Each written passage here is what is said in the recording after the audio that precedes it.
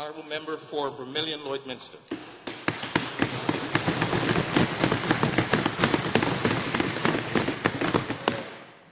Thank you, Mr. Speaker. I'm pleased to rise today in open debate on Motion 501, which reads, "Be it resolved that the Legislative Assembly urge the Government to explore options for providing support to municipalities that experience significant local road deterioration due to heavy industry resource truck traffic, with the goal of ensuring that these roads are adequately maintained and available for all to use."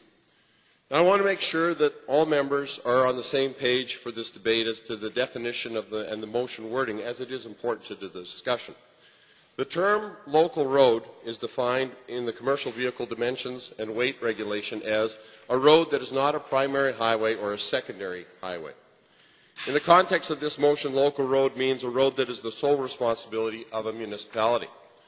Furthermore, the motion refers to road deterioration due to heavy industry or resource truck traffic, and that refers to the direct impacts of specific activities, specifically, for example, in our area, the transportation of heavy oil.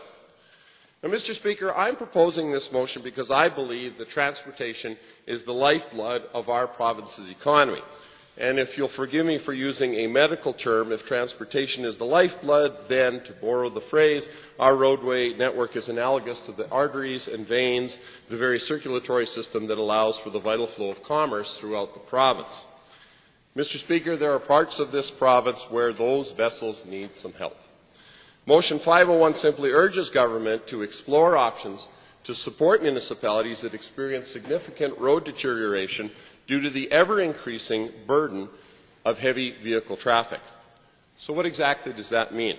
Well, it means looking at supports and legislative tools, both existing and future possibilities for further innovation.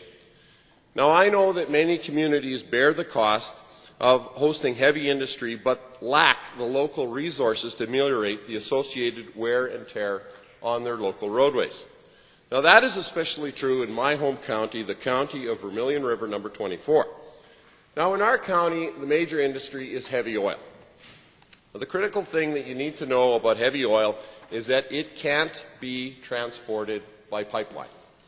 Heavy oil is extracted to the surface by various ingenious methods and then stored in tanks.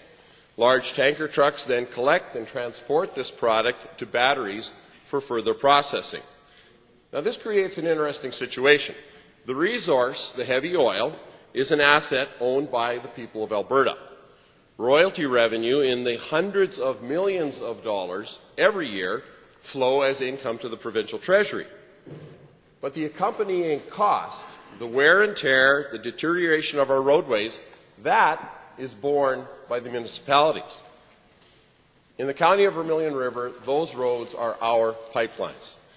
But unlike pipelines in other parts of the province where actually there's an earning to the municipality of linear assessment revenue, our pipelines, our roads, generate expense, not income. So let me give you some statistics from our county to illustrate this. In 2011, public works expenses constituted some 56% of our annual county's expenditures. On a per capita basis, our public work costs are 75% higher than the median for counties across the province. And the county of Vermilion River has a huge roadway network.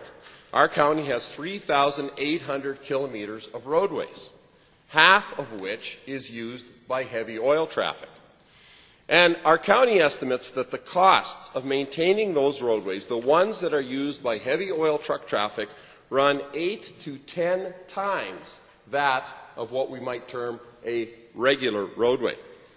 Now, County of Vermilion River's equalized assessment is roughly in the middle if you rank all of Alberta's rural municipalities. But because of our huge roadway network, our equalized assessment per kilometre of roadway is the lowest, by far, among counties across the province. Now, many of my colleagues in the Assembly have served in municipal government.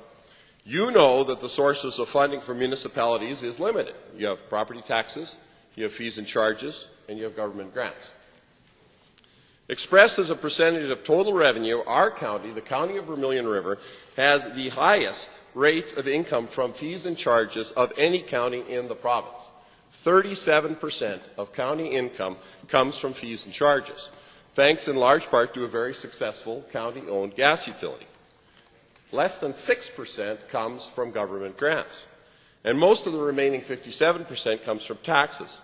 In short, on the revenue side of the statement, our county is heavily reliant on utility income, fees and charges, and receives comparatively little in government grants. Now, it's not that our county hasn't done its homework. Our county administration applies for and maxes out on virtually every available grant related to roadway maintenance. The Resource Road Program, the Basic Municipal Transportation Grant, and MSI funding are all utilized at a maximum level, but the net result is that only a fraction of the needed roadway maintenance is funded through these initiatives. And so what we have in the county of Vermilion River, and I suspect in other parts of Alberta, is a mismatch. Our rural roadway system generates significant costs for the rural municipality. Existing programs, while helpful, simply do not provide sufficient resources for counties that have a large roadway network. Mr. Speaker, that is what this motion addresses. It urges the government to look again at the programs it has in place and to work together with rural municipal councils to come up with solutions that will improve the flow of commerce throughout our province. That is what responsible, sustainable resource development and environmental stewardship are all about. In conclusion, Mr. Speaker, Motion 501 urges the government to explore solutions to the problems that I have identified. In my opinion, Motion 501 would set us on a path to ensure that all local roads impacted by resource and industry truck traffic are adequately maintained. Now, I hope the debate will help inform and increase current efforts to improve the maintenance of local roads. And Mr. Speaker, while I believe that the government is already doing much to support local municipalities, I also believe that government must never stop looking for new ways to partner with local authorities in helping to deliver services essential to those communities. I believe that government must never stop trying to improve our province every day. And so I urge all honourable members to follow this debate with interest and consider fully the advantages of studying potential solutions to this problem. Thank you, Mr. Speaker. Thank you, honourable member.